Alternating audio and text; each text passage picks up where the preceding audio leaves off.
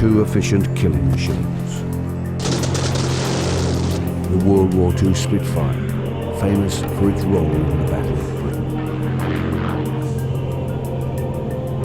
And the saltwater crocodile, an awesome reptile, responsible for many tragic deaths in the Australian Outback.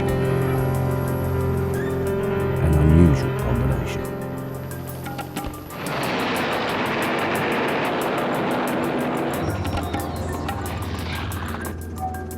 This is the top end of Western Australia, the Kimberley.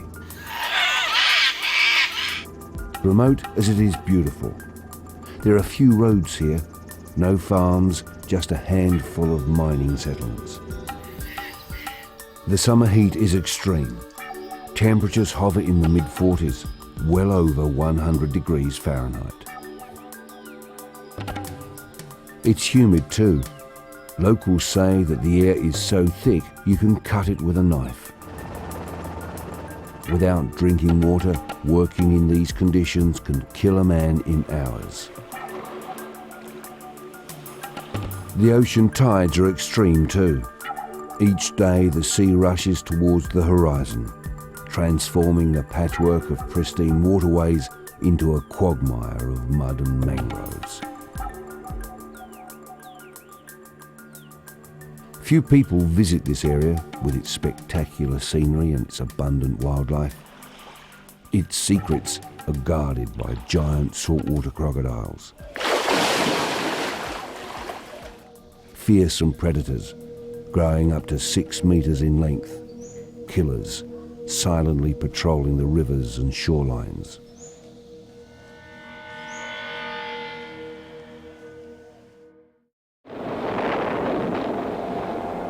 It's 1943. The Japanese have begun attacking Australia from the north. The fighting men of the country are away, waging war in Europe and New Guinea. But their own shores have been left unprotected. It's a tense time for those that remain. The British Royal Air Force provides a solution. A shipload of Spitfire Mark Vs was brought out here and landed in Melbourne in November 1942. They were quickly assembled at number 1 aircraft depot at RAAF Base Laverton, and as I gather they were then rushed north and were very quickly in battle with the Japanese raiders. But the English pilots had never seen country like this before, just endless desert and rugged coastline. A dangerous country where pilots could fly for hours, over hundreds of kilometres, with no change in the terrain, no landmark to guide their way. But even during war, there's time to celebrate Christmas. And in Australia, that's a time to share a beer with your mates. It was the 22nd of December, 1943. Flying Officer Derek Gray, or Dolly to his friends in Britain's Royal Air Force Squadron 54, had only been in Australia for a short time when he volunteered to fly the Christmas beer ration to a small group of pilots based at Drysdale Mission. His Spitfire, armed with cannons and loaded machine guns, never arrived at the remote outpost. It wasn't the Japanese Zeros that ended his flight, however. It was the harsh Australian Outback. During the flight, he lost his way, overshot Drysdale and arrived overhead here, low on fuel and I guess desperate for somewhere to land. Finally, when his plane could remain in the air no longer, he dropped onto the mud of a receding tide in the remote St George's Basin of Western Australia. I don't think you would have done well to let your imagination run riot around here, because I think you'd have frightened yourself to death. As you've seen, it just is so inhospitable.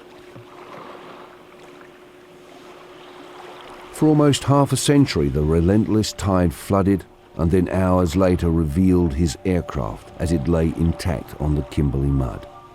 For more than 40 years, it baked under the burning West Australian sun, waiting patiently to be rediscovered.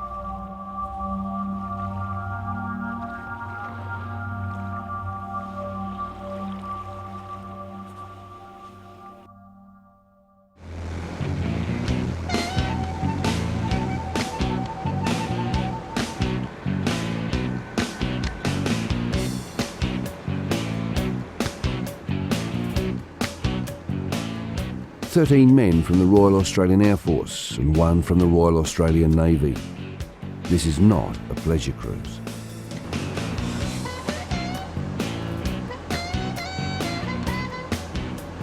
In a few days, these men will be tested to the limit of their endurance. I'm not going to put the boss or the cook on the roster. However, if they want to jump in and relieve somebody so they can have a go, that's okay. All right.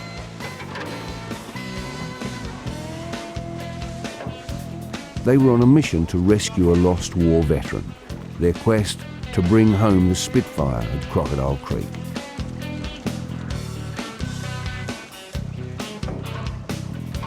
The only way to reach the stranded Spitfire was by boat, a 2.5-day journey into crocodile country.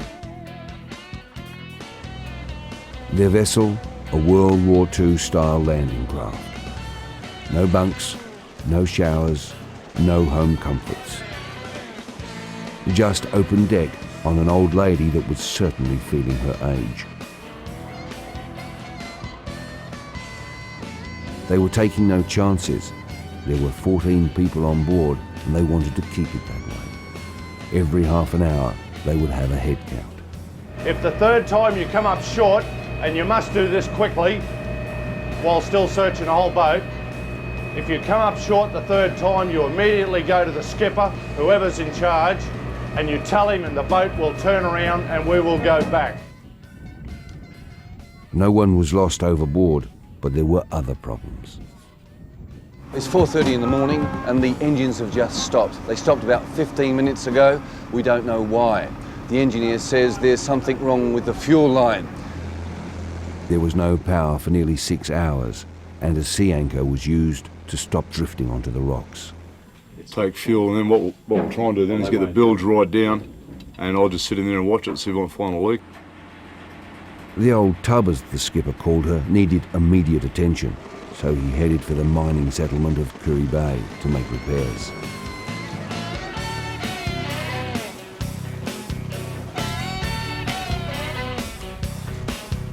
Meanwhile, some of the team went ahead on a faster, more reliable boat.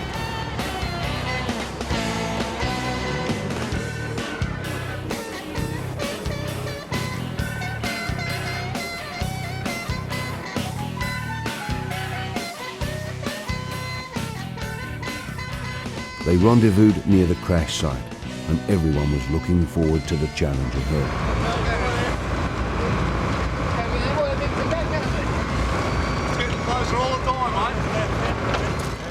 After 2.5 days at sea, they were at last drifting above the Spitfire. In fact, the buoy you can see is attached to the propeller. At the moment, we're waiting for the tide to go out and then work can begin. As if to warn the men that they had entered a death trap for the careless, the marker buoy attached only the day before by the earlier crew already wore a necklace of teeth marks from a curious crocodile.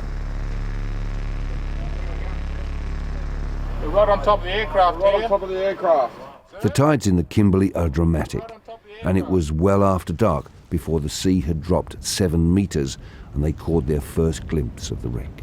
I can't tell you how excited I am to see that, and from what I can see of the condition of it, it's well worth the trip up here. Finally, the men could see the prize that they had come all this way to win.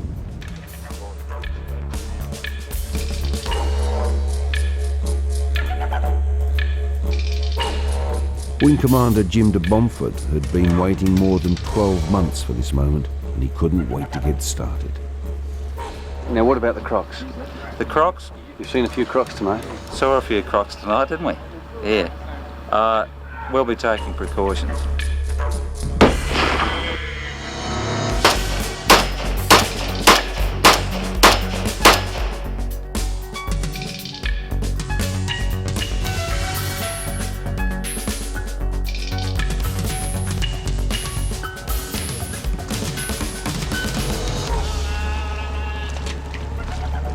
At last, the real work could begin. On your run, you got first touch. The wing commander's precautions were to position 2 armed men as lookouts, whilst the crew wallowed in the sticky mud. Their job wasn't to shoot the crocodiles, however, only to scare them away. Despite their threat, these awesome reptiles are a protected species in Australia. Are you watching more than one bloody direction over there, Wayne? Yes! They had a job to do, but their nerves were already showing. Don't worry about it, just fucking get on with it. Go on. Flash pearly white, dazzle everyone.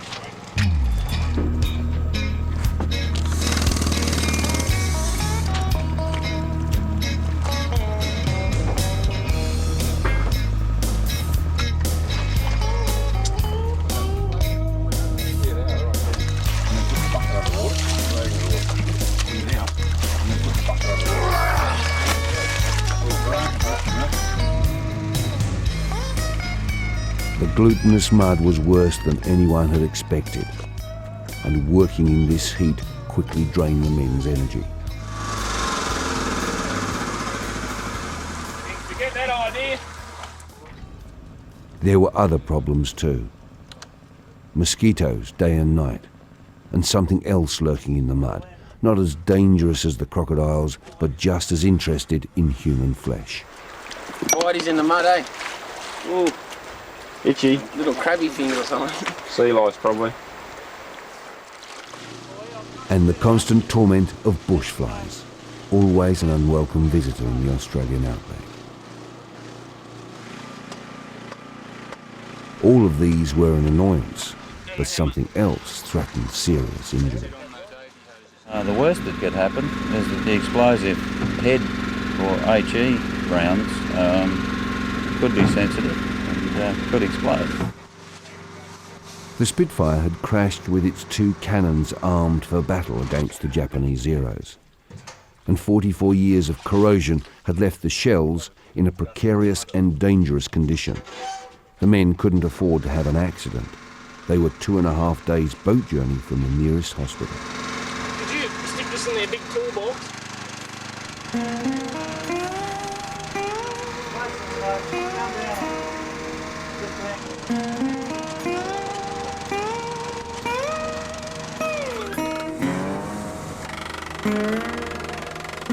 You couldn't blame some of the men for asking what they were doing here, but the hard work had only just begun.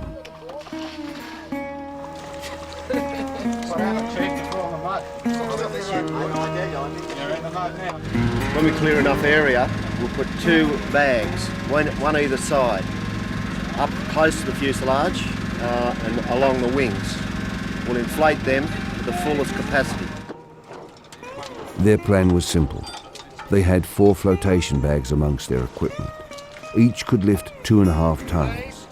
These would be lashed to the aircraft, and with the next tide, the Spitfire would float from the mud. It would then be an easy job manoeuvring the wreck onto the barge. Wear some Hessian bags and tubes, please. Just rotate it a bit.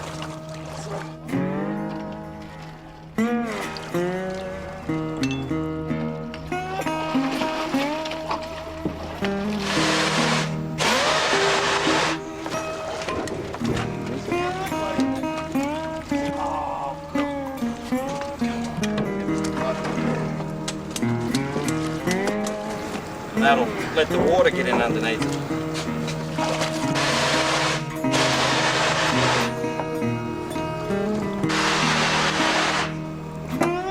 For some ungodly reason it happens to float for us. We want to get it up there. Get it out. Don't want it hanging off the back of the barge and fall apart. Now all they had to do was sit back and wait. But it wasn't to be as simple as that.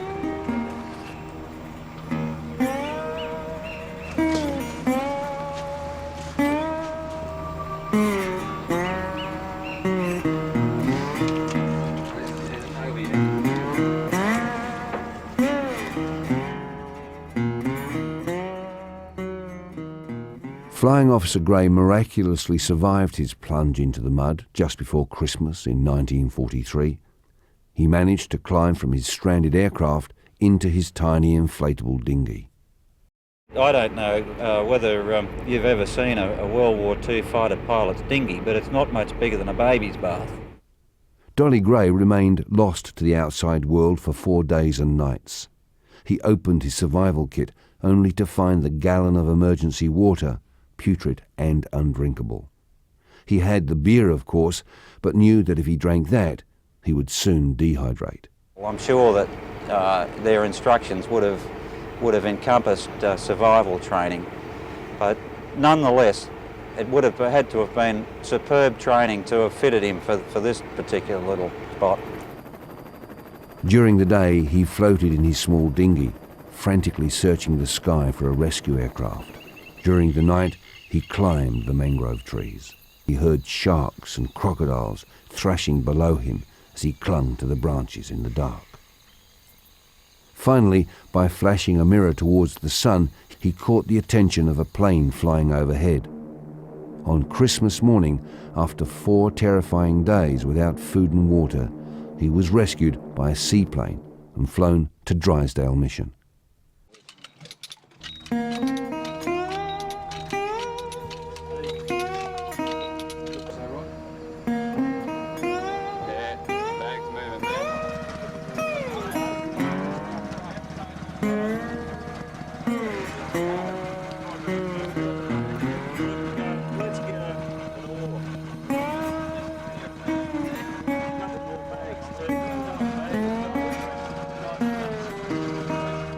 Despite all their hard work, it didn't happen. 2 of the straps came off the flotation bags and the plane is still stuck fast.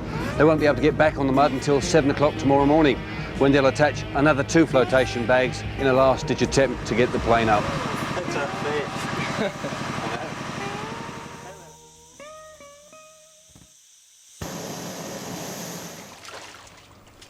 It was time to get radical.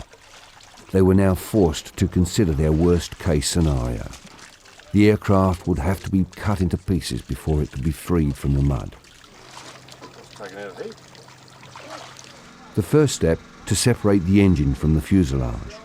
This is where most of the Spitfire's weight lay, and with the propeller still attached, it was going to be an awkward job dragging it onto the barge. They had a long, hard day ahead. But the idea is that we'll put a small coffer dam around the engine at both sides.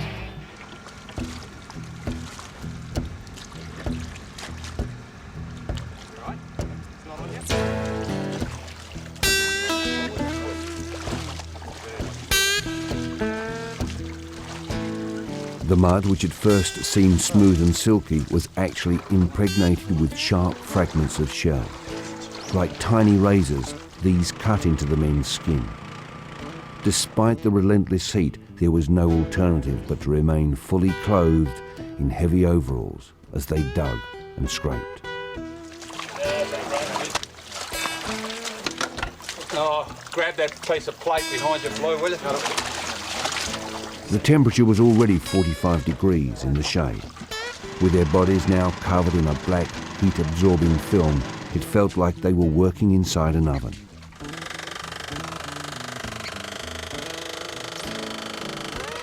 The effort to continue was exhausting. At a painfully slow pace, mud was scraped from around the huge Merlin engine. All surfaces of the plane were encrusted with more than 40 years of barnacle growth. This added kilos to the already weighty Spitfire, and much of it had to be removed to lighten the load before they could winch the pieces on board. Dolly Gray's gas mask was discovered in the mud. Got his little oxygen mask. Up his headset. Yeah, even got valves in.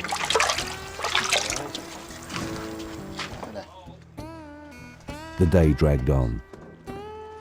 The wing commander ordered all men into the mud for a full-on assault.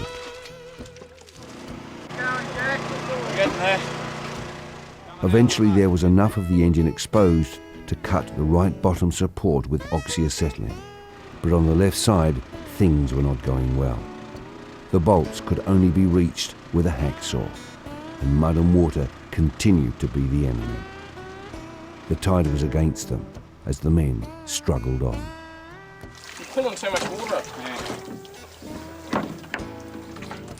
Finally, only minutes before water flooded back over them, the engine was sitting on the mud, separated from the rest of the aircraft. Now all they had to do was wait for the tide to drop again and winch it onto the ramp.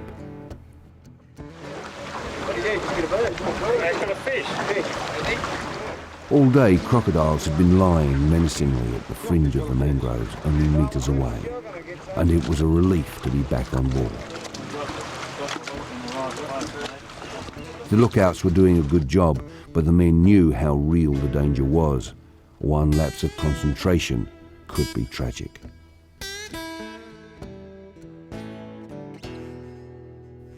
It was only 7 months earlier that American tourist Ginger Meadows was savagely taken by one of these 5-metre monsters.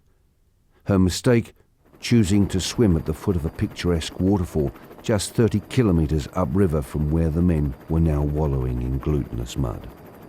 I was swimming ahead of Ginger and I got an extremely uneasy feeling and I said, something's wrong. Jane Burchett was with Ginger Meadows when she died. In fact, the crocodile which took Ginger could easily have taken her instead. And then it brought her up out of the water, waist high, in the water, and she looked at me with her hands in the air and she just looked at me as if to say, what was that? And took her back under the water again and gone. The girls were cruising on a yacht called the Lady G. Running out of fresh water, the skipper took Ginger's party in a small runabout to fill water containers at a remote waterfall. On entering, it was breathtaking, and we tied off to the base of the waterfall, and the captain, the engineer and the first mate started climbing up the waterfall, and Ginger and I remained behind. This was when the girls made their tragic mistake. It was a hot day and the water was inviting. The temptation to dive in was just too great.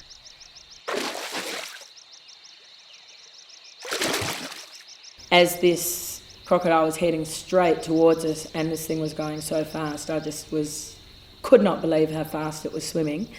I totally remember not being scared but thinking, how are we going to get out of this? How are we going to get away with this one? We're probably going to have to shift the winches backwards further up the ship. We'll have to tie off on the cables to allow us to free the winches to move them back. The next receding tide was in the middle of the night, and despite the danger of crocodiles, the men decided to work on under lights. At least it would be a little cooler that way. For the time being, though, the tide was in. It would be some hours before the aircraft was exposed again. Now it's going to be heavy when you pull it off there. So first some adjustments to the winching gear.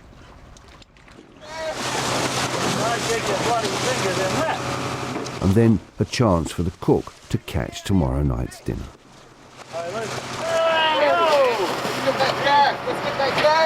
No fancy fishing tackle here, just a meat hook baited with a catfish and tied to a length of rope.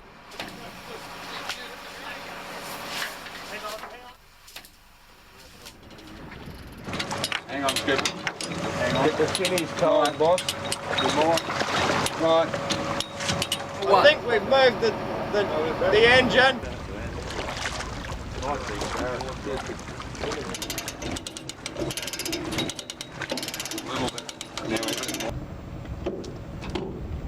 Will that go into there? It's 20 past 11 at night. These guys have been working since 7 this morning. Half of them have gone to bed suffering from virtual total exhaustion. These guys are going to continue until they drop. So far they've had no luck at all in getting the engine up, and it looks like it's going to stay that way.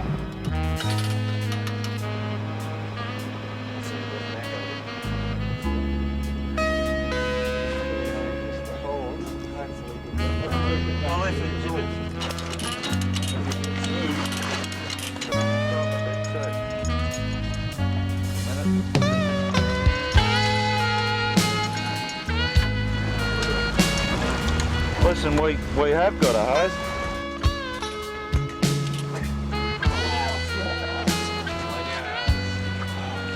The tenacity of these men is amazing. It's now 2:37 on Monday morning. They've been going for nearly 24 hours. They've got it up on the ramp, they've got the engine up on the ramp. The only problem now is, will it stay there? And does the boat have enough hydraulic power to lift the front of the barge?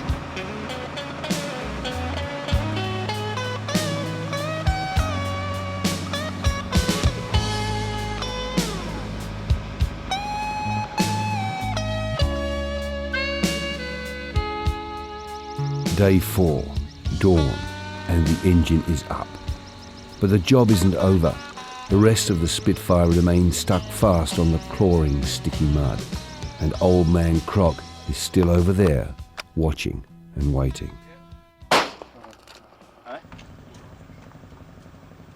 The conditions were beginning to get the men down. The thick mud and heat was sapping their energy. The metal of the old Spitfire was cooking in the scorching sun, and with every touch they risked burning their hands. Even those who managed to grab a few minutes' rest on the boat couldn't escape the relentless heat. There was little shade on board, and in the still air the black metal of the barge was burning like the surface of a fry pan. Walking in bare feet was a dangerous mistake. The long hours, the lack of regular sleep, and only being able to wash in seawater was beginning to make them grumble. Some wanted to go home. To make matters worse, drinking water was running low, and the idea of rationing was not a popular one. Everybody got one? The men were now being pushed to their very limit. Their military discipline was being sorely tested. It's very wearing, but the boys have all been putting in very well, and I think they can keep it up for a couple more days if necessary. It had become a desperate race against time. The clock was also now their enemy. The barge was needed back in Broome in just 4 days. To meet this deadline, they had to sail on the high tide the day after tomorrow. There was no chance of extending their stay. Any parts of the Spitfire that were still in the mud would remain there. While those who had worked through the previous night grabbed a little sleep, the others worked on. Today we're particularly pleased because the skipper's been able to get the barge, manoeuvre it round, as you can see with the ramp parallel with the wings. We have been operating at a fair angle up till now, and you saw the difficulty that we had with pulling in the engine. And how do you rate your chances of floating it today? It's going to depend on just how many lines we can get under it during the day. An old fella croc that's just over there, as I can see over your shoulder, at about, I would estimate 75 yards, might keep us out of the water longer than we'd had hoped.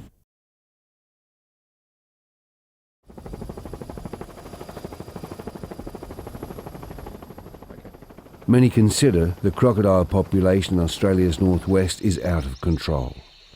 Killing wild crocodiles has been banned since the early 1970s. They're a protected species, and the number and size of the reptiles has increased steadily over the years. If you don't keep a fairly firm grip, he's likely to thrash his way out of your hands, and then you've got a set of jaws chomping around all over the place. Mike Osborne makes a living out of handling crocodiles. As a government wildlife officer in the Kimberley, it's his job to tag the crocodile population and relocate troublesome creatures. But is it a dangerous occupation? It can be at times, I suppose, particularly when you're dealing with crocodiles most of the time. You find that you tend to be a little bit blasé and perhaps do things that you may tell other people not to do, so it's a matter of trying to keep yourself in check. Crocodiles are now making their home close to human populations, and people are becoming nervous. About 6 foot, 5, 6 foot. With only 2 wildlife officers to cover the entire Kimberley region, Mike Osborne is kept very busy. Trapping a large crocodile is not an easy task. They're cunning predators who know their environment well. in essence, it's probably a people problem, but if we don't remove the crocodile, then it's going to be a major problem for someone. This creature is only about 2 metres long, not the mature croc they were hoping to snare, but big enough to scare fishermen on the river. Mike Osborne will find a new home for this animal well away from human population.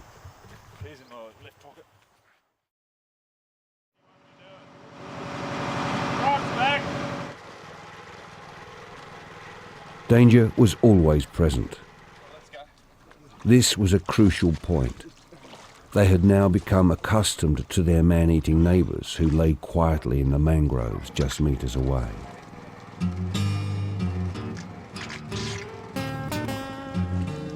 The men wallowing in the mud were focused on the task of extracting the Spitfire.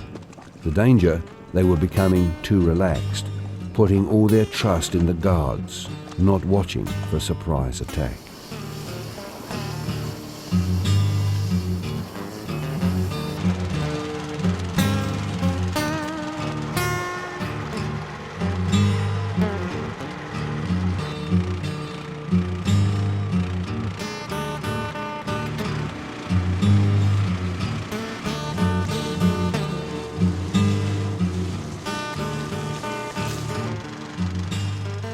Enthusiasm was draining away from the men.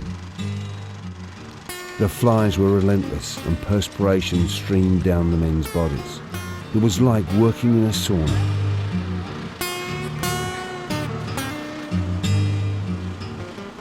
Ever so slowly, pieces were brought on board.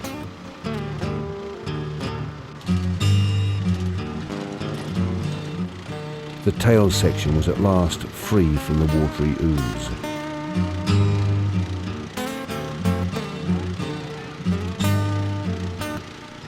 The aircraft's rubber tyre was recovered from the mud.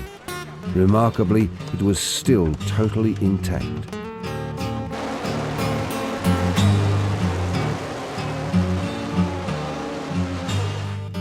The cockpit, part of the fuselage and both wings were still holding together as one complete section. The men hadn't given up hope of floating this large piece on board intact.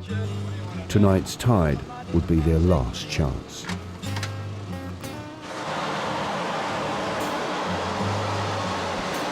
Dick, would you make sure that that sling comes back up underneath the wing so that we get the maximum purchase? We've got to prise it up. They'd learnt from their previous attempt. This time they would use all 4 flotation bags and anchor them with cargo nets to give maximum lift.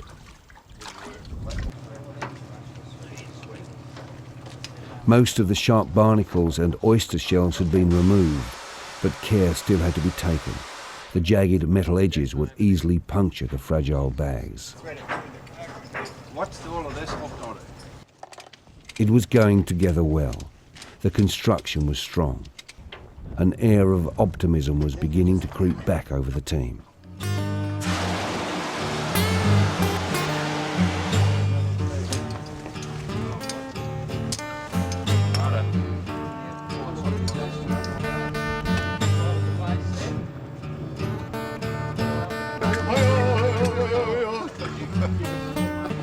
Right, this is it, fellows. Let's hope it works. Of course it will. It will.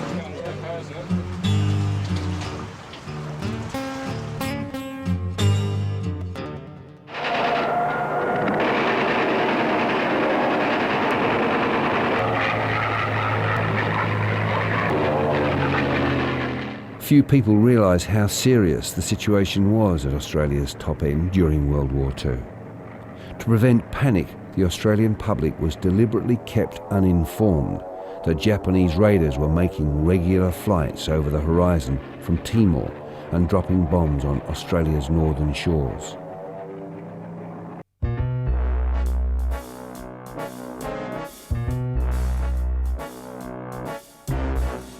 It was this environment which prompted the British Royal Air Force to send 3 Spitfire squadrons to Australia in 1942.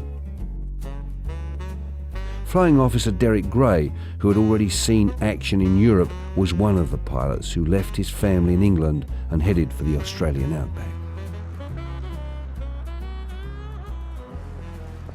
Derek's home was in Scunthorpe, an industrial town on the coast of North Lincolnshire. The hostile Australian conditions, living in tin huts at the side of a primitive airstrip, must have seemed a long way from home.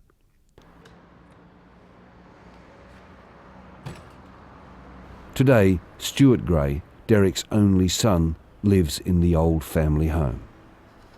Dad came from Brig about 1938 and took the house over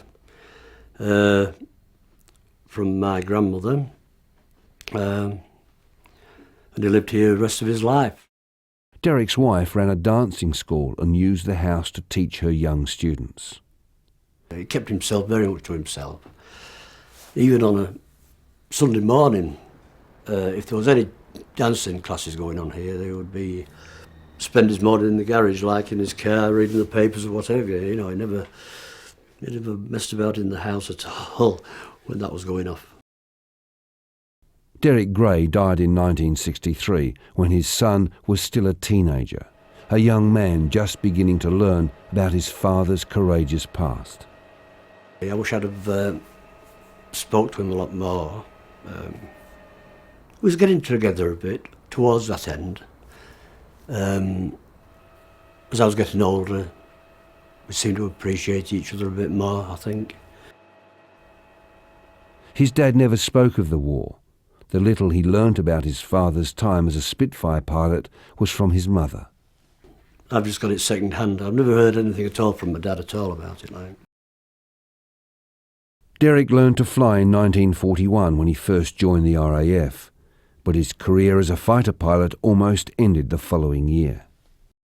Yeah, there was 4 returning from the Channel Islands somewhere, apparently. Now then, I believe they run short of fuel at that time. They couldn't reach home without running short of fuel, and one landed okay. The other 3 crashed. One was killed. My father and another pilot suffered very bad injuries. Derek spent most of the next year in hospital, recovering from a broken neck, back and multiple fractures to his legs.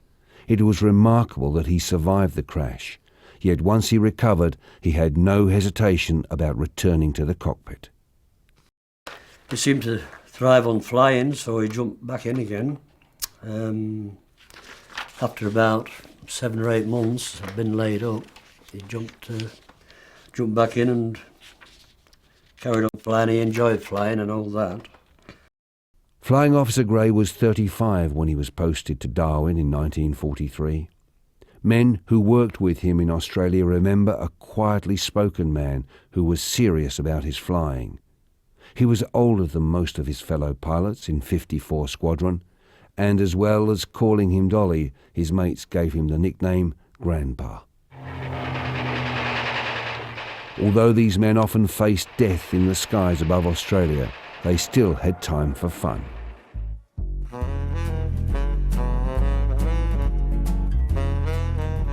Photos of the crew in those days show a group of men enjoying their life of adventure.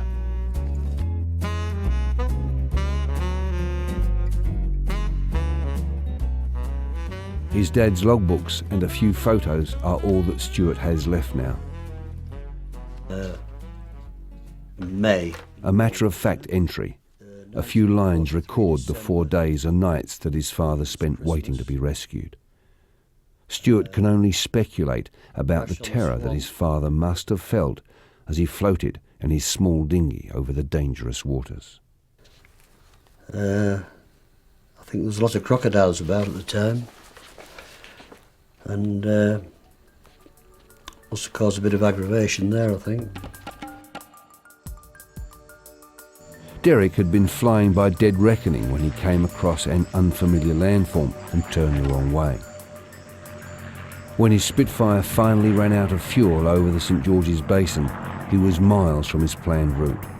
With no food, no water, and temperatures hovering around 40 degrees Celsius, he must have known full well that his chances of rescue were remote. Late on the third day, a flash from his small mirror caught the eye of an alert gunner in the search plane flying overhead. Unable to land, they dropped a ration pack and took this remarkable photo. It shows clearly how the plane slid to a halt on the mud. Derek Gray can be seen standing on the wing of the stranded Spitfire.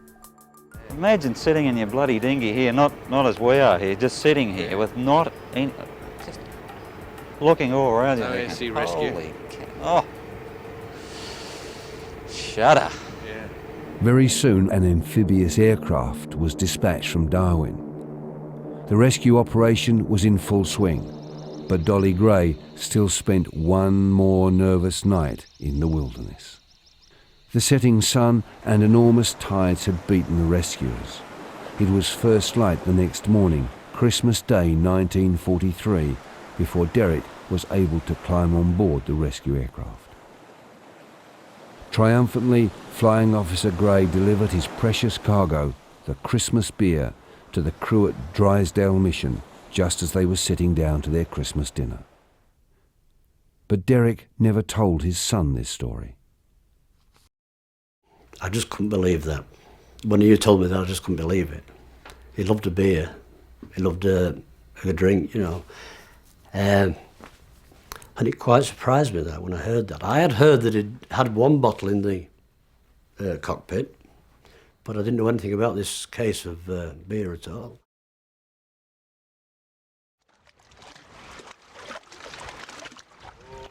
The tide was on the rise again, and the recovery crew knew that this was their last chance to float what remained of Derek Gray's aircraft. The barge would sail on tomorrow's tide. If this attempt didn't work, it would be a desperate race to drag everything that remained in the mud onto the ramp using winches. There would be no returning. Any piece that was left would continue to decay under the burning sun and perpetual tide.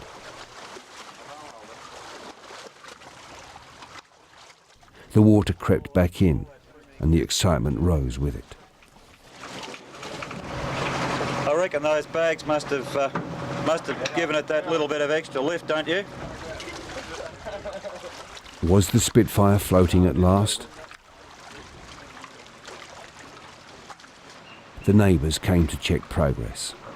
After 5 days in their company, it was too easy to think of them as friends.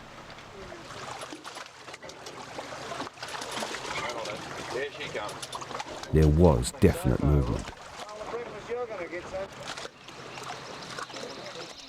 The sun and the heat of the long day slipped over the horizon, and the crew were feeling more positive than they had felt for several days. This time, it was going to work.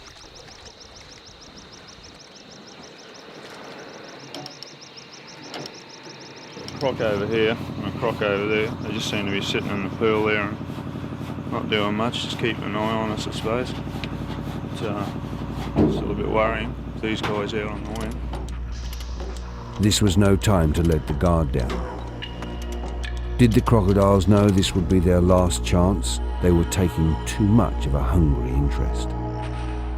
First saw one, then the second croc. The first croc was on land and the second croc was in the water. I wasn't too keen at all to be out there. It was too close for comfort. The bad luck continued. As the crew were manoeuvring the wreck onto the ramp, disaster struck. The strain of being moved was too much for the old relic, and the port wing collapsed at the root. One of the bags punctured, and as the men watched in disbelief, half the plane slipped silently back below the surface.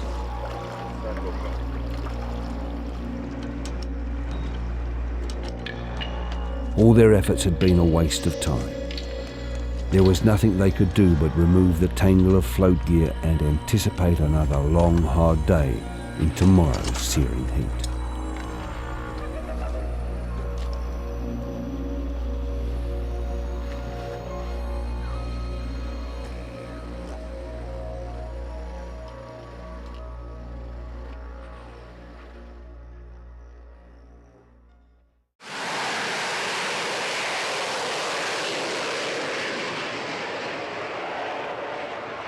They no longer fly Spitfires in 54 Squadron.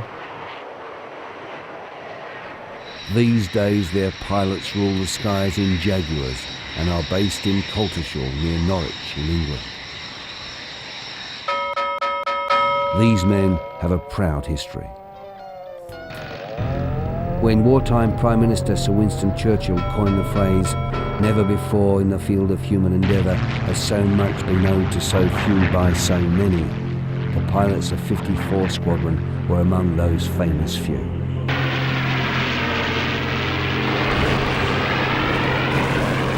'54 Squadron was the highest-scoring RAF crew in the Battle of Britain, with 92 kills. An amazing 37 of these enemy planes were shot down during one huge battle on the 25th of May 1940.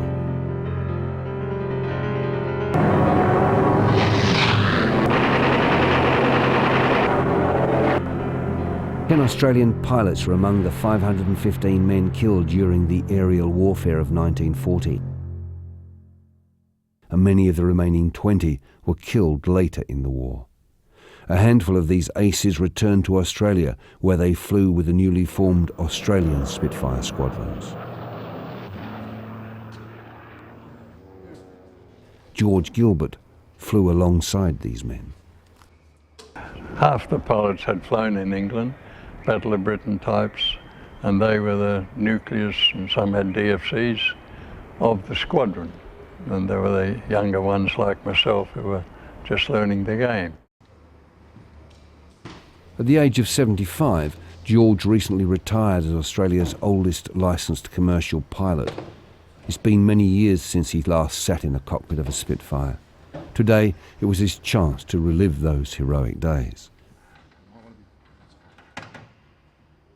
They became a part of you. You just looked to where you wanted to go and they would go. They just became a part of you. They were beautiful to fly, very responsive, plenty of power, and lovely, beautiful things to fly. During the war, more than 600 Spitfires were shipped from England to defend Australia. When the war ended, most of those still flying in Australia, along with thousands of aircraft in England, were scrapped and the metal recycled. This fighter on display at the Aviation Heritage Museum in Perth, Western Australia, is one of just a handful of complete Spitfires that remain in the world today. Throttles are here, and gunnery is there, brakes, had a big sight here. Transporting the Spitfires to Australia was no easy task.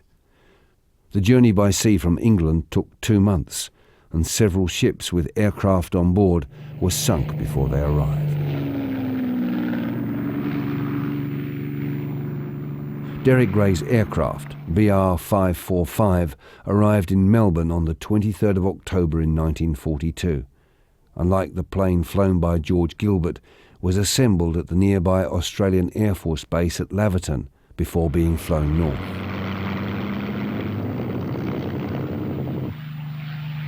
George Gilbert recalls just how easy it was for pilots to lose their way in the featureless Australian outback. It would be difficult because of the terrain and the vastness of the country, that you could get lost.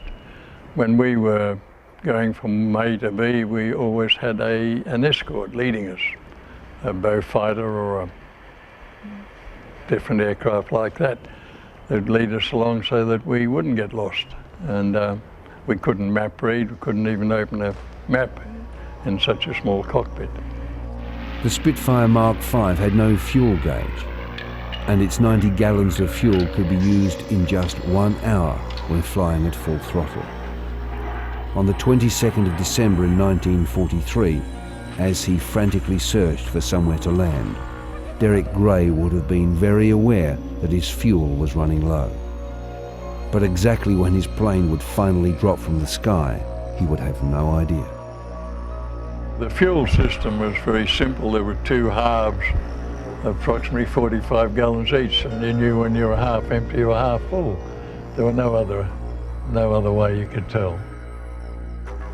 The Spitfires of 54 Squadron, based in Darwin, were given the code number DL. and the aircraft being removed from the Kimberley mud half a century later was registered with the letter E.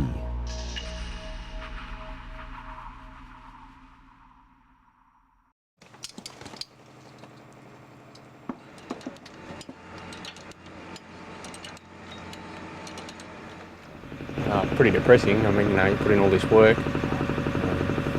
you're out here to do a job, and it's pretty depressing when you put in so much work and it just doesn't work the way you want it to. A bit tired and frustrated that we've had it but lost it, and now we're sort of back to where we started, but we'll get it up, no worries. The men from the recovery team were now near exhaustion. Half the crew had once again worked through the night removing the failed float gear. As the new day dawned, a very sorry sight was revealed to them. More than half the Spitfire still lay stranded in the mud. This was their last day, their last few hours. There was no more time to be delicate. They would cut out what they could and just drag the rest on board. The nights without sleep, the disappointment of failure, and the appalling working conditions had taken their toll. Morale and enthusiasm were at a very low ebb. The men ached with fatigue. They were bruised and fly-bitten from the nights before, but knew they had to finish the job. Oh, hang on, don't go so silly. Hang on. First, the port wing, which had snapped off during the night's struggle, was dragged on board. At the same time, we need to hold the cannon up where it protrudes from the wingtip so that it doesn't foul under the ramp. The end was in sight. Just 2 large pieces lay on the mud.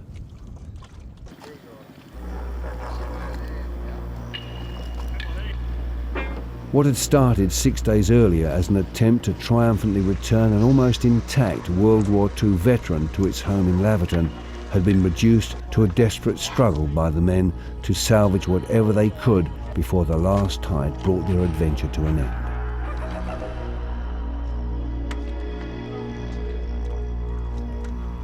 The chunks of muddy wreckage which the crew now recklessly dragged on board painted a sad picture of the once proud warrior.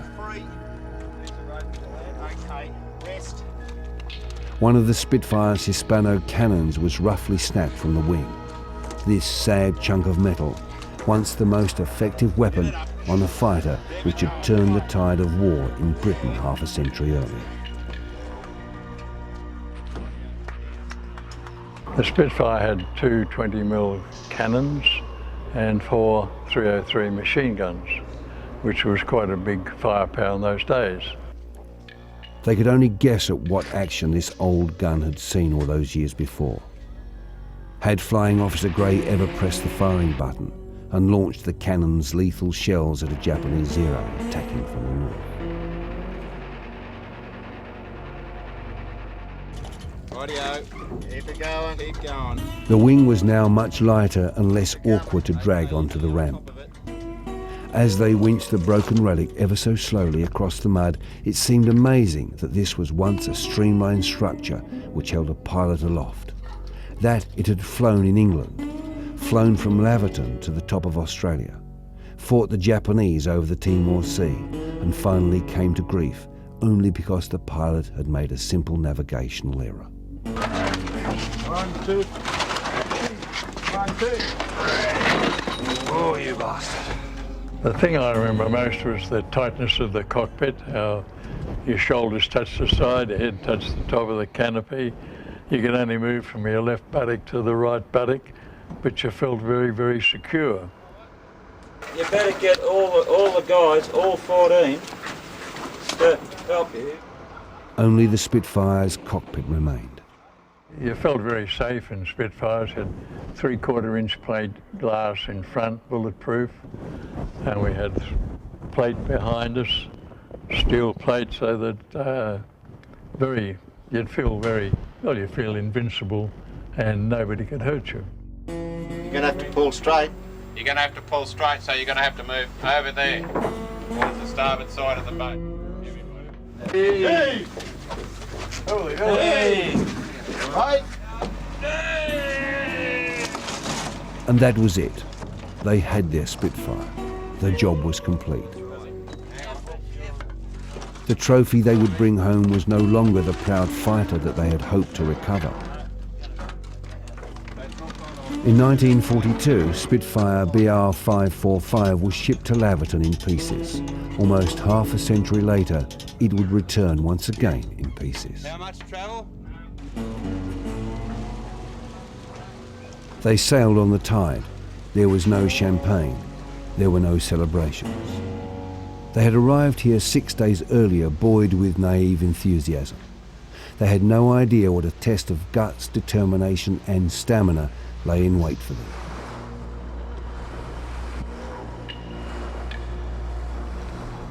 If they had a second chance, they probably would have done it differently. But there could be no second chance.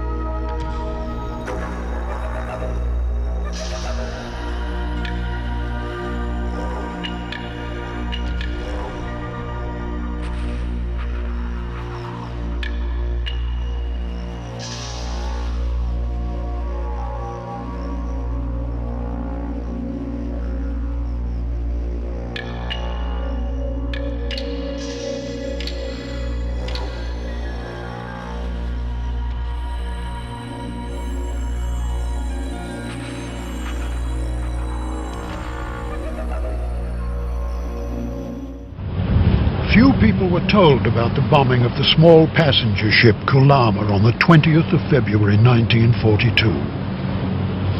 Even fewer were told about the events that followed.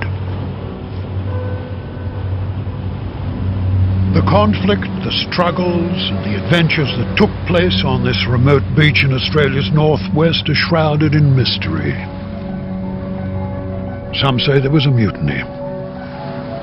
It was a thing that was never discussed at great length by anybody. I mean, the vessel went, and all those involved appear to be fairly tight-lipped about the whole thing. Well, there's a cover-up there, isn't there? Must be. Somebody's not telling the truth.